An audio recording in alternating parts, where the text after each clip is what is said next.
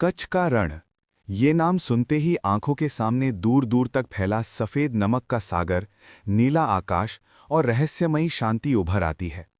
पर इस शांति के पीछे हजारों वर्षों का इतिहास छिपा है, जो इसे साधारण भूमि से कहीं अधिक खास बनाता है। कहा जाता है कि आज जहां रण फैला है, वहां प्राचीन काल में समुद्र की लहरें उठती थीं। सिंधु घाटी सभ्यता के समय ये क्षेत्र एक महत्वपूर्ण समुद्री मार्ग था। लोथल जैसे बंदरगाहों से व्यापारिक जहाज यहां से गुजरते थे। समय के साथ भूगर्भीय बदलाव आए, नदियों की दिशा बदली और समुद्र पीछे हटता गया। धीरे धीरे पानी सूखता गया और उसकी जगह नमक से भरी विशाल धरती ने ले ली। यही बना कच्छ का रण। लोक कथाओं में यह भी कहा जाता है कि भगवान श्री कृष्ण के समय में यह क्षेत्र समुद्र का ही हिस्सा था और द्वारिका नगरी के डूबने के बाद यहाँ का स्वरूप बदल गया। इतिहास और आस्था दोनों मिलकर इस धरती को रहस्य से भर देते हैं। मध्यकाल में कच्छ पर जाडेजा राजपूतों का शासन रहा। उन्होंने इस कठोर भूमि में भी किले, गांव और व्यापारिक केंद्र बसाए।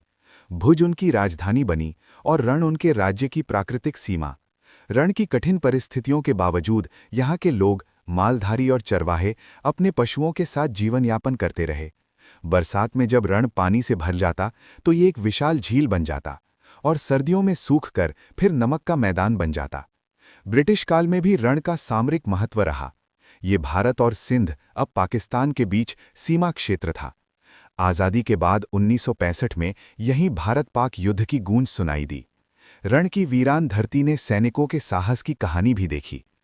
समय बदला और रण एक युद्ध भूमि से पर्यटन के स्वर्ग में बदल गया। रण उत्सव ने दुनिया को इसकी सुंदरता से परिचित कराया।